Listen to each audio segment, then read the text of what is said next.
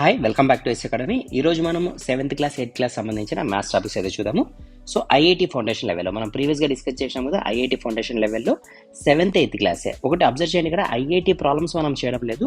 IIT స్టాండర్డ్కి కావాల్సిన 7th 8th regular subjects ఏవైతే ఉంటాయో దీన్ని ఆ లెవెల్లో చదువుకున్న పోయేకి ట్రై చేద్దాము. సో దట్ మనకు ఐఐటి స్టాండర్డ్ కూడా మనకు రీచ్ అయిపోతాం, అంటే దాన్ని మనం కూడా మ్యాచ్ చేద్దాం ఫర్దర్ క్లాసెస్లో. ఓకే సరే, ఫస్ట్ మనం నంబర్ సిస్టమ్ గురించి తీద్దాం.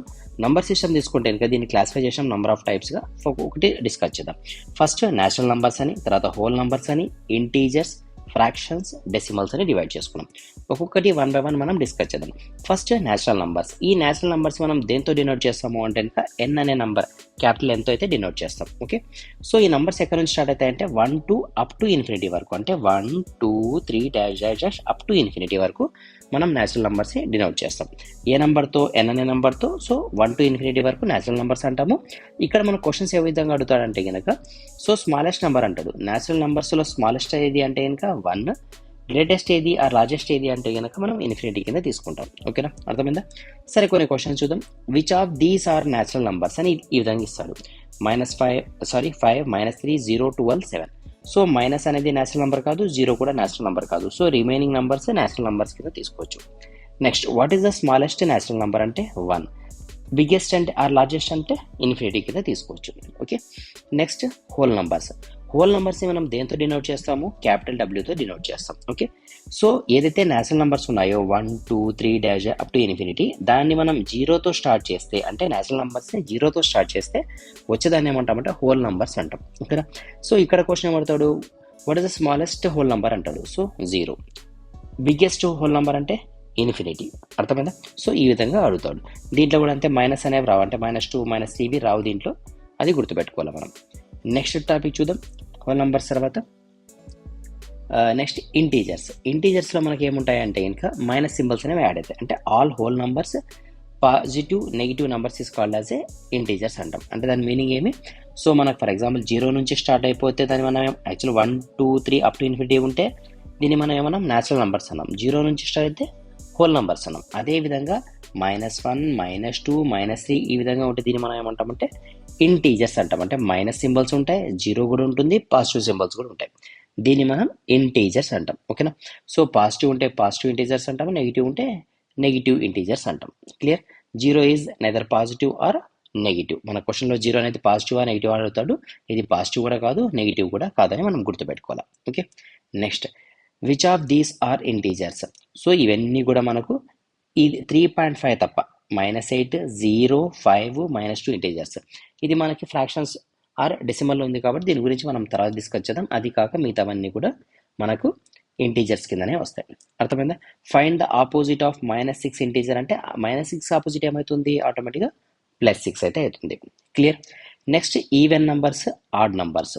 ఈవెన్ నంబర్స్, ఆడ్ నంబర్స్ అంటే ఏమంటే ఫర్ ఎగ్జాంపుల్ మనం హోల్ నంబర్స్ తీసుకుంటే 0 1 2 3 4 ఇలా నంబర్స్ రాసుకుంటూ పోతే, సో వీటిలో మనం వీటిని ఈవెన్ నంబర్స్, ఆడ్ నంబర్స్గా డివైడ్ చేసి ఉంటాం. ఎలా డివైడ్ చేస్తామంటే ఏదైనా ఒక నంబర్ తీసుకుంటే ఆ నంబర్ ఇంకా 2తో డివిజబుల్ అయితే దాన్ని మనం ఈవెన్ నంబర్స్ అంటాం. అంటే ఎలా?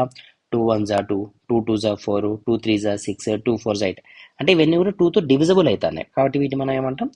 ఈవెన్ నంబర్స్ అంటాం. అలా కాకుండా 2తో డివిజబుల్ కాకపోతే వాటిని ఏమంటాం మనం? ఆడ్ నంబర్స్ అంటాం. Even numbers, add numbers. అర్థమైందా?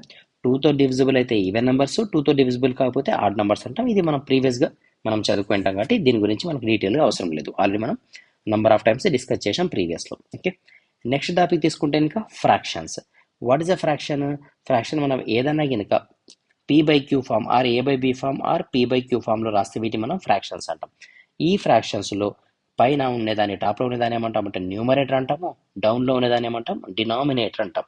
న్యూమరేటర్, డినామినేటర్ ఈ ఫామ్లో రాస్తే మనం దాన్ని ఏమంటామంటే ఫ్రాక్షన్స్ అంటాం. ఎగ్జాంపుల్ తీసుకుంటే 3/5, 3 parts out of 5 equal parts. 3 parts out of 5 equal parts అంటే దీని మీనింగ్ ఏమంటే మనం ఫర్ ఎగ్జాంపుల్ ఒక 1 2 1 2 3 4 5 1 2 3 4 5 పార్ట్స్ అనుకుంటే దీని మీనింగ్ ఏమి అంటే ఇంకా ఒక సర్కిల్లో మనం 5 పార్ట్స్ చేసాము, దీంట్లో 3 parts అంతా ఫిలప్ చేసాం అనుకోండి. సో దీన్ని ఏమని చెబుతామంటే మనం 3 parts ఫిలప్ అయినాయి అవుట్ ఆఫ్ 5 parts అని దాని మీనింగ్. అర్థమైందా? దీన్ని మనం ఫ్రాక్షన్ అంటాం.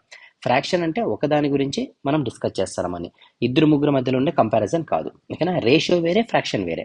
సో 3/5 అంటే కనుక 3 పార్ట్స్ అంతా ఫిలప్ చేసాం 5 పార్ట్స్లో అని చెప్పి.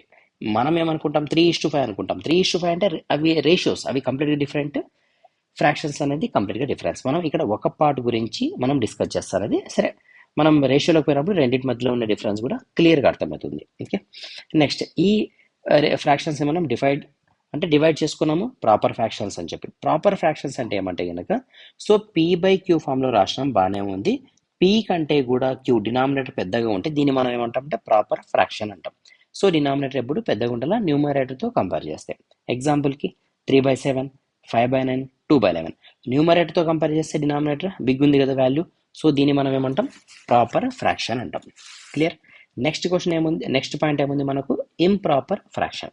ఇంప్రాపర్ ఫ్రాక్షన్ అంటే దాని మీనింగ్ ఏమంటే కనుక, సో మనకి న్యూమరేటరే పెద్దగా ఉంటుంది, డినామినేటర్ చిన్నగా ఉంటుంది. సో 7/5, 11/4, 9/1 ఇవన్నీ కూడా మనకి ఏమైతే అంటే రెండు ఈక్వల్ కూడా ఉండొచ్చు అని దాని మీనింగ్. వీటి మనం ఇంప్రాపర్ ఫ్రాక్షన్ అంటాం. సో ఎప్పుడు డినామినేటర్ పెద్దగా ఉంటుందని మనం ప్రాపర్ ఫ్రాక్షన్ అంటాము, న్యూమరేటర్ పెద్దగా ఆర్ ఈక్వల్గా ఉంటుంది మనం ఇంప్రాపర్ ఫ్రాక్షన్స్ అంటాం. నెక్స్ట్ అలా కాకుండా మిక్స్డ్గా ఉంటుందని ఏమంటామంటే మిక్స్డ్ ఫ్రాక్షన్స్ అంటాం. ఏ విధంగా 2.5 అంటే 2 1/2, 5 3/4, 3 1/2 ఈ విధంగా మిక్స్డ్గా ఉంటే దీన్ని మనం మిక్స్డ్ ఫ్రాక్షన్స్ అంటాం. ఈ మిక్స్డ్ ఫ్రాక్షన్స్ని ఎలా కన్వర్ట్ చేయాలా ఏం లేదు కూడా మనం డిస్కస్ చేద్దాం ఫర్దర్ క్లాసెస్లో. ఓకే, నెక్స్ట్ తీసుకుంటే కనుక లైక్ ఫ్రాక్షన్స్ అంటాం. లైక్ ఫ్రాక్షన్స్ అంటే ఏంటి, సరే ఒక పని చేద్దాంలేండి, ఇది టాపిక్ని ఇక్కడ కంప్లీట్ చేద్దాం. సో తర్వాత మనం లైక్ ఫ్రాక్షన్స్ దగ్గర పోదాం. మిక్స్డ్ ఫ్రాక్షన్స్ని ఎలా మారుస్తామంటే, ఫర్ ఎగ్జాంపుల్ 2 1/2 ఉందనుకోండి, సో దీన్ని మనం ఏ విధంగా రాసుకోవచ్చు, 2 2s are 4, 4 + 1 5, 5/2. ఓకే, నెక్స్ట్ తీసుకుంటే 5 3/4 ఉంది, సో దీన్ని ఏ విధంగా రాయొచ్చు, 5 4s are 20, 20 + 3, 23/4. అర్థమైందా, వీటిని మల్టిప్లై చేయాలా, 5 4s are +3 ఈ విధంగా చేయాలా. క్లియర్. సరే, నెక్స్ట్ అర్థమైంది కదా, ఫ్రాక్షన్స్ మారిన తర్వాత మీకు ప్రాపర్ ఫ్రాక్షన్ రావచ్చు, ఇంప్రాపర్ ఫ్రాక్షన్ కూడా రావచ్చు, అది ఆ క్వశ్చన్ బట్టి డిపెండ్ అయి ఉంటుంది. Next like fractions. Like fractions అంటే కనుక డినామినేటర్స్ కనుక సేమ్ ఉంటే వీటిని మనం ఏమంటాం లైక్ ఫ్రాక్షన్స్ అంటాం. Denominators are same in the like fractions.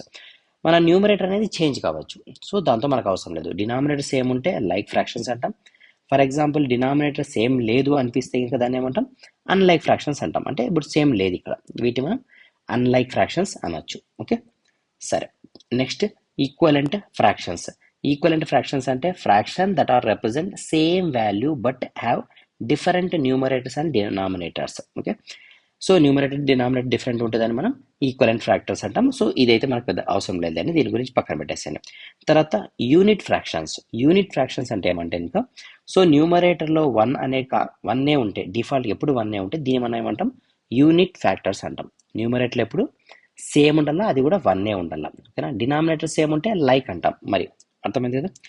సరే, నెక్స్ట్ ఏముంది మనకు డెసిమల్ ఫ్రాక్షన్స్. డెసిమల్ ఫ్రాక్షన్స్ అంటే కనుక, so a fraction where denominator is 10, 100, 1000 ఈ విధంగా ఉంటుంది మనం డెసిమల్ ఫ్రాక్షన్స్ అంటాం. అంటే 5/10 లేదా 2/100 లేదా 3/1000 ఈ విధంగా ఉంటుంది, దీన్ని మనం డెసిమల్ ఫ్రాక్షన్ అంటాం. ఎందుకంటే దీన్ని మనం డెసిమల్ కింద రాసుకుంటాం కాబట్టి 0.02 ఈ విధంగా. ఓకే, అర్థమైంది కదా ఇంతవరకు. సరే, నెక్స్ట్ మనకు రేషనల్ నంబర్స్ అనేవి వస్తాయి. ఈ రేషనల్ నంబర్స్ మనం నెక్స్ట్ వీడియోలో మనం డిస్కస్ చేద్దాం. అర్థమైందా. ఇంతవరకు ఏవైతే మనం చెప్పుకున్నామో దీని ఒకసారి ఒక చిన్న నోట్స్లో మీరు ఏదైతే ఫాలో అవుతున్నారో ప్రీవియస్గా ఒక నోట్స్ పెట్టుకోండి. ఆ నోట్స్లో నేను ఏదైతే చెప్పినానో జస్ట్ అవి హెడ్డింగ్స్ మాత్రమే రాసుకోండి, సో దట్ మనకు ఏ టాపిక్స్ కవర్ అయినాయి అనేది, ఇంకా ఏం మనం డిస్కస్ చేయాలనేది మీకు నీట్గా అర్థమవుతుంది. తర్వాత దట్టు మనం చెప్పుకున్న టాపిక్లో నుంచి మీకు ఏమైనా డౌట్స్ వచ్చినా కూడా మీరు ఫర్దర్ క్లాసెస్లో అడగచ్చు, లేదా మీరు కామెంట్లో షేర్ చేయొచ్చు, నేను ఎక్స్ప్లెయిన్ చేస్తాను నెక్స్ట్ క్లాసెస్లో. ఓకేనా, మీరు లైవ్ క్లాసెస్లో లేరు కాబట్టి సో మీరు ఒక పని చేయండి, మీరు కామెంట్ సెక్షన్లో మెసేజ్ చేయండి, కామెంట్ చేయండి మీకున్న ప్రాబ్లమ్ని, లేదా ఏదైనా టాపిక్ అర్థం కాకపోతే మనం దాన్ని ఫర్దర్ క్లాసెస్లో డీటెయిల్గా డిస్కస్ చేసేకి ట్రై చేద్దాం. Okay, thank you.